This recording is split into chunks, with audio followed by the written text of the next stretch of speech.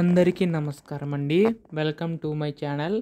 ఆంధ్రప్రదేశ్ రాష్ట్ర వ్యాప్తంగా ఉన్న పెన్షన్దారులందరికీ కూడా మనకి రాష్ట్ర ప్రభుత్వం ఎట్టకేలకు గొప్ప శుభవార్త అయితే చెప్పిందనమాట. సో ప్రస్తుతం మనకి కొత్త పెన్షన్ సంబంధించి నిధులు అనేవి అయితే విడుదల చేయబోతుందండి. అయితే అంతేకాదండి, మనకి పాత పెన్షన్లు ఎవరైతే తీసుకుంటున్నారో సో వారికి వెరిఫికేషన్ స్టార్ట్ చేయడం అయితే జరిగిందనమాట.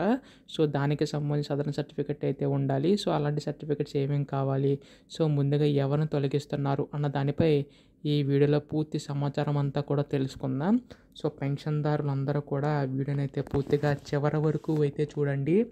అంతకంటే ముందు చాలామంది వీడియోని అయితే చూస్తున్నారు కానీ సబ్స్క్రైబ్ చేసుకోవడం లేదు. మీరు గనక సబ్స్క్రైబ్ చేసుకుంటే నేను పెట్టే ప్రతి చిన్న లేటెస్ట్ అప్డేట్ కూడా మీకైతే ఎప్పటికప్పుడు ముందుగా తెలుస్తుంది. ఇంకా ఆలస్యం చేయకుండా వీడియోలోకి అయితే వెళ్ళిపోదాం.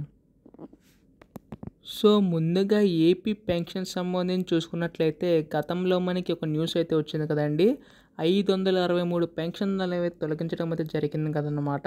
అయితే ఇప్పుడు అదే పెన్షన్ సంబంధించి గాను మనకి ఈసారి మొత్తంగా ఎంతమంది అయితే అనర్హులు ఉన్నారో వారందరినీ తొలగించడానికి రాష్ట్ర ప్రభుత్వం సిద్ధమయ్యేలా తెలుస్తుందన్నమాట. ఎందుకంటే రాష్ట్ర ప్రభుత్వం ఇప్పుడు చూసుకున్నట్లయితే పెన్షన్ పెంచి అయితే అందిస్తుంది కదా. ప్రస్తుతం 4,000 రూపాయలు 6,000 రూపాయల చొప్పున అందిస్తుందండి. అయితే దీనికి సంబంధించి గాను ఎక్కువ నిధులు మనకి 6,000 రూపాయలు అంటే దివ్యాంగుల పెన్షన్ ఎవరైతే తీసుకుంటారో సో వారిని అయితే ముందుగా తనిఖీ అయితే చేయడం అయితే జరుగుతుంది. సో ఎక్కువ అందులో అనర్హులు ఉన్నారని చెప్పి రాష్ట్ర ప్రభుత్వం అయితే గుర్తిస్తుందన్నమాట. ఎందుకంటే దీనిలో చూసుకుంటే చాలామందికి ఫేక్ సర్టిఫికెట్ అయితే పెట్టడం అయితే జరుగుతుంది. సో దానివల్ల మనకి రాష్ట్ర బడ్జెట్లో ఎక్కువ వేలకి కేటాయిస్తున్నామని చెప్పేసి రాష్ట్ర ప్రభుత్వం ఈ తనిఖీలను నిర్ణయించడం అయితే జరుగుతుందండి. అయితే ప్రస్తుతం దీనికి సంబంధించి గాను ముఖ్యంగా చూసుకున్నట్లయితే కొన్ని డాక్యుమెంట్స్ అనేవి అయితే కావాల్సి ఉంటుంది అనమాట. సో వెరిఫికేషన్ అప్పుడు మీ యొక్క ఆధార్ కార్డు, సదరన్ సర్టిఫికెట్, అలాగే డాక్టర్ సర్టిఫికెట్స్ ఏమైనా టెస్ట్ చేయించుకోకపోయినా అవి అయితే ఉండాలండి. అలాగే దానికి కావాల్సిన డాక్యుమెంట్స్ అయితే మీ దగ్గర అయితే కంపల్సరీగా అయితే ఉండాలన్నమాట. సో మరి ఈ యొక్క 6,000 రూపాయలు ఎవరికైతే ఇస్తారో సో వారందరి దగ్గర కూడా మనకి ఈ యొక్క 6,000కి సంబంధించి ఎవరైతే ఉంటారో దివ్యాంగుల పెన్షన్ సంబంధించి అందరూ కూడా మనకి ఈ యొక్క సదరన్ సర్టిఫికెట్ అలాగే డాక్టర్ సర్టిఫికెట్ అయితే ఉండాలండి. సో ఇవన్నీ టెస్ట్ చేసిన తర్వాత మనకి ఈ యొక్క పెన్షన్ అనేది వచ్చిన ఇవ్వాలా లేదా అని చెప్పేసి అధికారులు అయితే తనిఖీ చేసిన తర్వాత అయితే ఇవ్వడం అయితే జరుగుతుందన్నమాట.